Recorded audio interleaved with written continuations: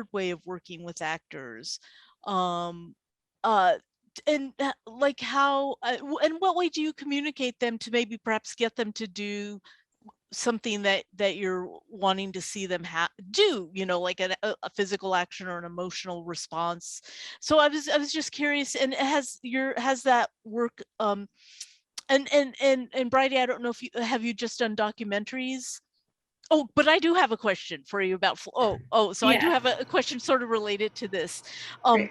um but yes, and working with actors in the past, how's it evolved your work with actors, and where do you want to take that in the future? Again, you as a director, and how do you work with actors to get what you want out of them, or what to capture the thing on camera you want to capture?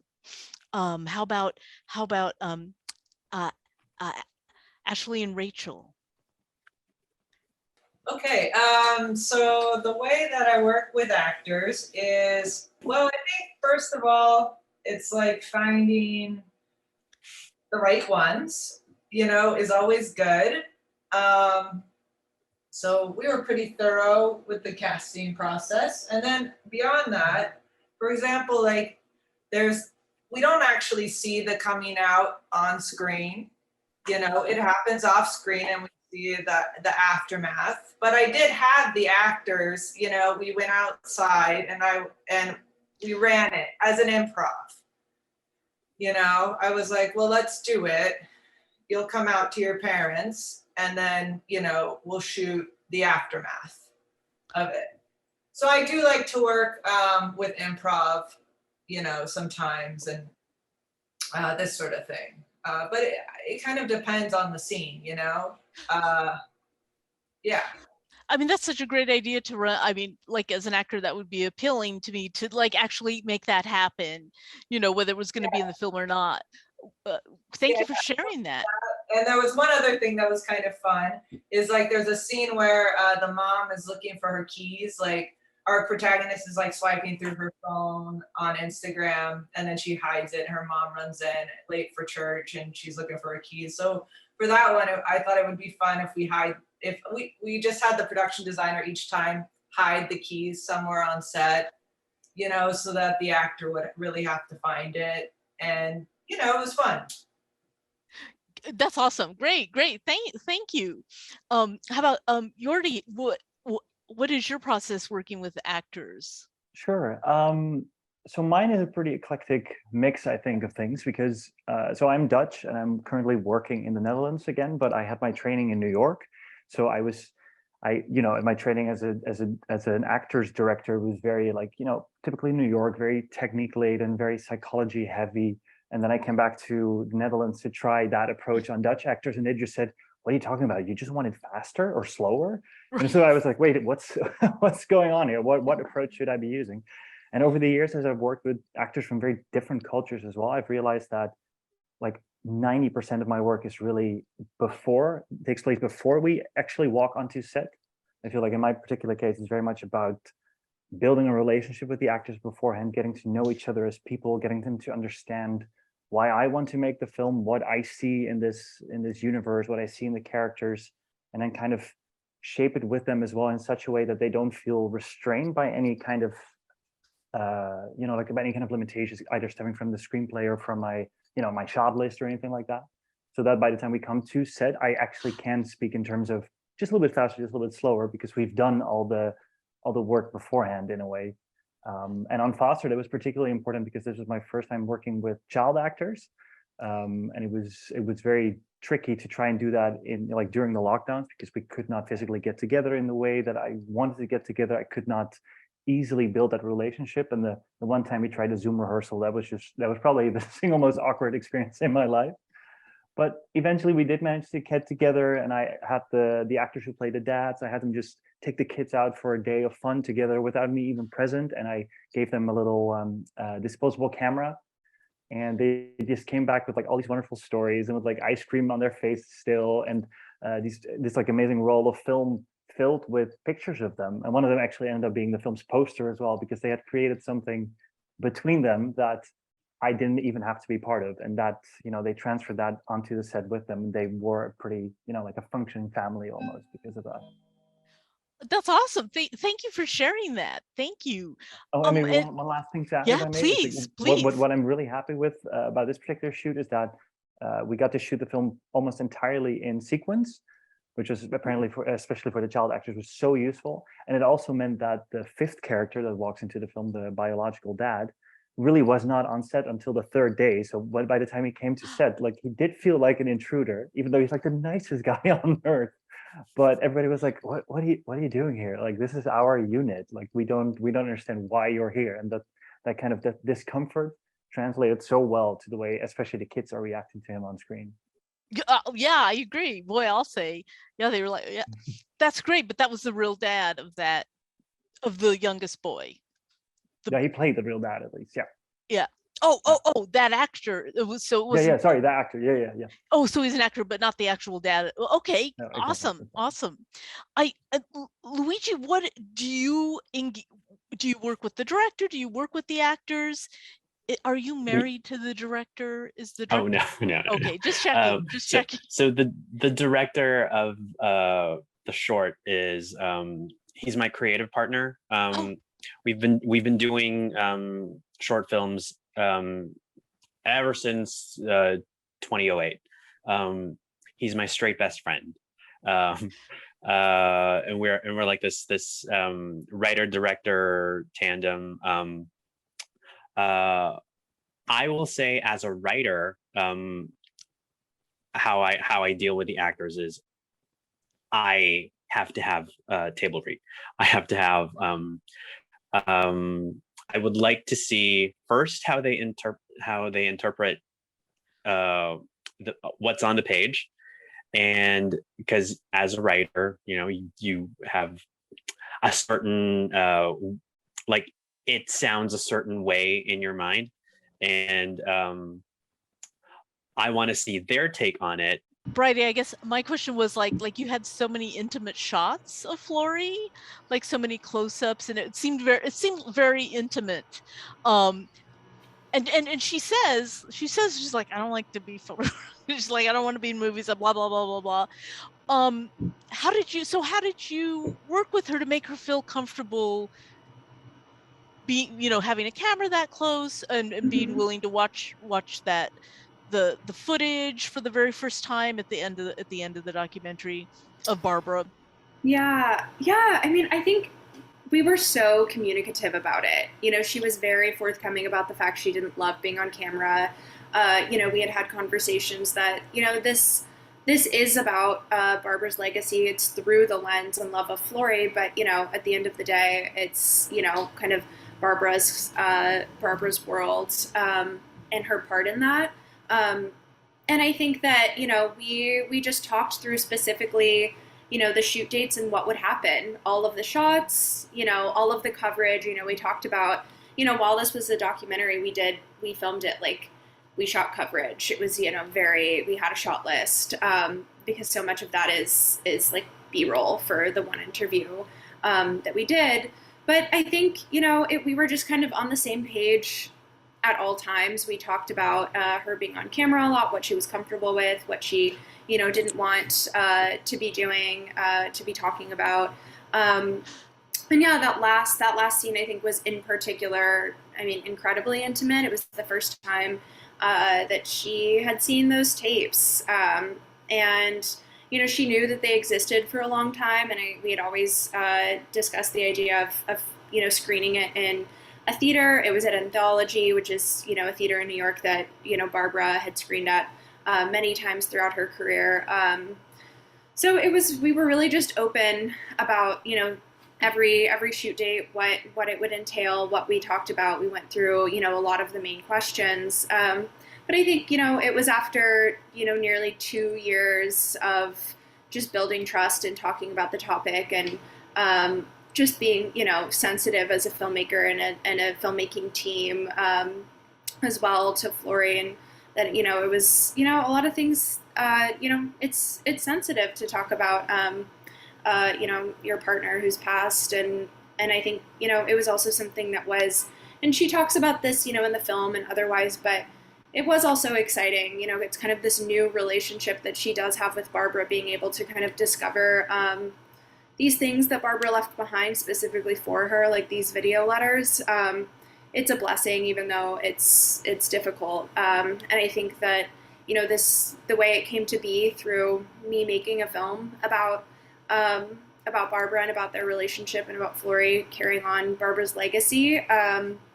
You know, that's the way that, you know, Barbara's work kind of, I shepherded them into you know, to Flory in this way, because, you know, I found them in the archive, and it's just a lot of communication and being on the same page.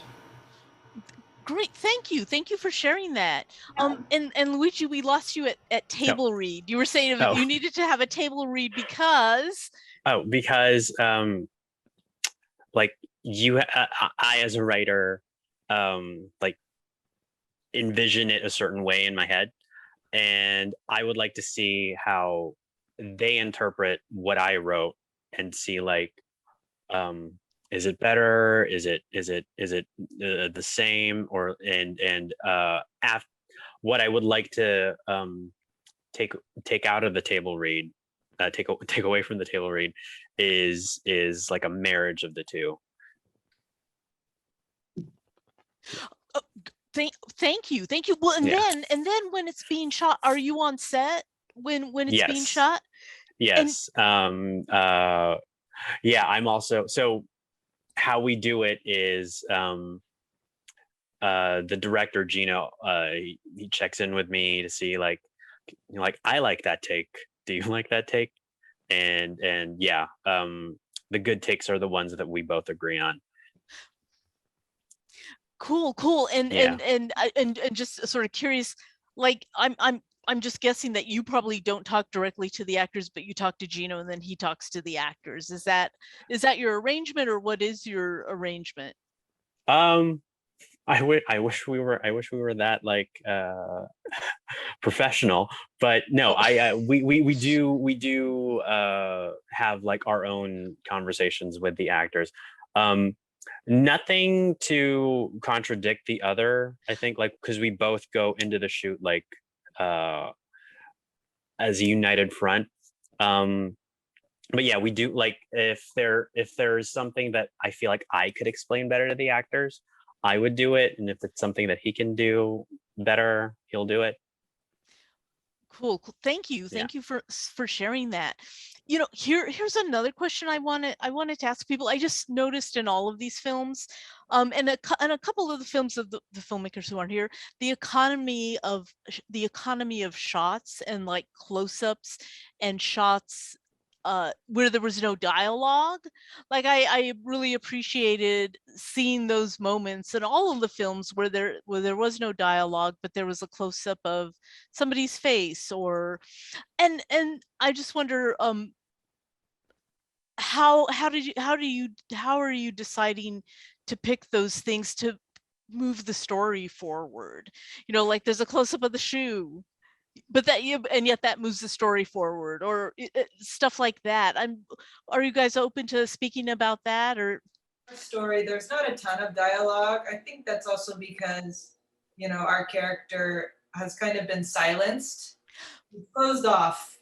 She's completely closed off. She's been silenced, and that's part of the conflict. You know, her mom is kind of, you know, steering the ship, and in the end, she's like, you know, she buckles her seatbelt when her mom is like, you know, you need to her mom asks if she can drive the car, and, you know, our protagonist, she didn't say anything. She just buckles her seatbelt. And actually, that's something the actor came up with. I was like, what could we do that would show, you know, through action that she's not going to give up the seat? And the actor was just like, oh, I'll just buckle my seatbelt. And I was like, brilliant. But in terms of, like, economizing, yeah, I think I talked a lot with Guy Pools, who is the DP, and, you know, I mean, I've also worked in the past as an AD too. So knowing that we don't have a ton of time, you know, thinking of how we can economize in terms of setups, how we can tell the story in the most, like, clear way. efficient way, I would say, was what we were going for. Ash? I mean, I remember that as a producer on the project, we were also like talking about camera equipment. And so we were really excited to get an Alexa Mini, but we realized, I think it was a little bit of a terrifying moment when that it was the first day and I'm getting the cards back and I was also like DITing. and I heard someone say, we're having issues with the camera. And I was like, uh-oh. We had booked like 4 days, right, with the Alexa Mini. Yeah. And so I'm like, oh my gosh, we have, you know, a ton of footage that we want to get. How are we going to get through the day? But I feel like probably it's thanks to your first AD experience. And also you said, yeah, we had a great DP, Guy Pools, and we just talked about and it. you guys were able to like really get through the setups quickly. And I think that saved us in terms of coverage because, you know, as we went back and we started editing it together, I was like, okay, good. We have this and we have this and we have all the elements to tell the story. But it was kind of like a little bit of a frightening moment when we were like, oh, you know, the camera is like having a little bit of, you know, issues. Like, and we're not on location too. Yeah. Like it's not like we're in Los Angeles or in a big city center. Yeah. It will take some time to like source a yeah. new camera. So I say like we probably lost a couple of takes here and there, but you had a lot of prep work with Guy, and so luckily we were able to get through the day. Yeah. Great, thank you so much. How about Jordi? What can you share? You know, this is thank you everybody. Assuming that people are going to watch this who are other filmmakers and aspiring filmmakers to get this information. Yeah, how do you go about choosing? You had a lot of shots where there's no dialogue, but it moves the story forward. Yeah, totally. I think my own particular take on economy of visual storytelling, it comes from two different sources. One is that this film, just like my graduation film, was shot on Super 16mm film, which is a practice that I love, because even the films that I shoot digitally, I still try to shoot as if I'm shooting on film with the same kind of painstaking, meticulous preparation that reduces the amount of setup that we have for each scene to what we absolutely need, and just like, you know, try to figure out creative blocking to tell the story effectively and economically. But also, I really like how it cuts down the amount of takes. I love doing rehearsals on set. I love really trying to like create that thing together so that everybody on either side of the camera knows exactly what it is they're doing, so that, you know, we're not wasting a first take on a focus puller who wasn't quite sure where the focus needed to land, or, you know what I mean? Like that's the kind of stuff that I hate doing on takes. I love using takes for nuances and for, you know, like little rhythm things. Like that's what makes me happy. And, you know, I've done that from my graduation film onwards, and I was very happy on this film that we could shoot on Super 16 again, which, you know, like I love the feeling of knowing that you just have, you know, a few cans of film that you can burn through on the entire shoot. And somehow I always like end up saving one or two. Like I'm always like not using all of them. I'm like, oh God, am I being too economic? What's going on? But that's one part of it. And I think the other part, which is very culturally specific, and it's probably one of the main struggles ever since I moved back from New York to my home country, is that I don't think the Dutch language is particularly cinematic. There's something really prosaic and you know, like everyday about the Dutch language. That, for example, unlike like Danish or Belgian Dutch, Flemish, like those two are a lot more melody and color to them. And there's something about Dutch that's just a bit like literal. So when I'm writing a Dutch language film, I really try to kind of use that everyday quality to the best of its extent. So for this particular film, I knew that I was not going to make a film where people have to discuss the fact that a kid needs to go back to his biological father. You know, I didn't want to have those like grand conversations because they sound gorgeous in English or Spanish or French, but they sound horrible in Dutch. So I really wanted it to be, you know, very like everyday morning where people say very everyday things to each other. And I think that's also why they just don't say a lot necessarily, because, you know, they've already had all the big conversations off screen in a sense. Right. Wow, thank you so much for sharing that. Sure. I think, and Luigi, during the process, do you I was asking them the question. The question was, having close-ups and shots where there's no dialogue, but it moves the story forward, or something happens, like in the interview, like the one gentleman is staring at the Share. yeah, it's Cher and her hair, Oh, right? yeah, And the there's hair. this whole long thing where he's staring at, and you're like, wow, what's he staring at? And then and then she knows what he's staring and stuff. So does that happen with the director, or is that something you put in the script, or both? So we come from a country. I came from the Philippines. The director and I came from the Philippines, and we come from a country that is overpopulated, that is really noisy. The world will not stop for anyone shooting a little movie. So with that discipline, we always have a shot list prepared. Always when we're shooting, like, especially if it's 2 or more people, always a 2 camera setup. It's quicker. It's especially for comedies, like, it's a great way to capture people's reactions. But as a in that scene in particular, it was not necessarily on the page. When Gino read the script, he was like, I have the perfect way to shoot this. So he drummed up a shot list, and showed me, like, the setup. And he was like, I'm gonna do this, this, this, and this. And I was like, yes, cool. Yes, that is exactly what was in my head.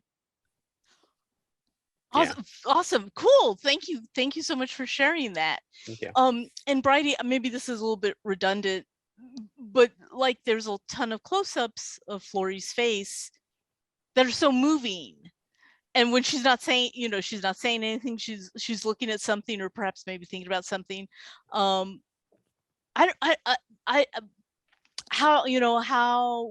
did you choose to have a lot of those in there, which are amazing, right? It's riveting to see close-ups of her looking at something or thinking about something and not even speaking. It's like, it says so much.